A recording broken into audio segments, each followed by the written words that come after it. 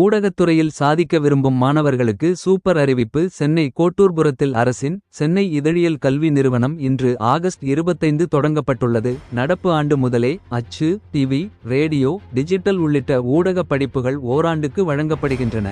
இதற்கான கல்வி கட்டணம் ரூபாய் 10,000 என அறிவிக்கப்பட்டுள்ளது. விடுதி வசதி மற்றும் செய்முறை பயிற்சிக்கான ஸ்டுடியோ வசதிகளும் உள்ளன. ஆண்டுக்கு 40 மாணவர்களுக்கு மட்டும் சேர்க்கை வழங்கப்படும். மருத்துவமனையில் மூத்த தலைவர் பரபரப்பு அறிக்கை. ஹாஸ்பிடலில் உள்ள நல்லக்கண்ணுவை சந்திக்க யாரும் நேரில் வர வேண்டாம் என முத்தரசன் அறிக்கை வெளியிட்டுள்ளார். கடந்த 22ஆம் தேதி வீட்டில் தவறி விழுந்த மூத்த தலைவர் நல்லகண்ணு தற்போது ராஜீவ்காந்தி ஜிஹெச்சில் சிகிச்சை பெற்றுள்ளார். திருமாவளவன் உள்ளிட்ட தலைவர்கள் அவரை நேரில் சந்தித்தனர். ஐசியூவில் தொடர் சிகிச்சைகள் இருக்கும் அவரை டாக்டர்கள் குடும்பத்தினர்கள் கவனித்து வருவதாக குறிப்பிட்டுள்ளார்.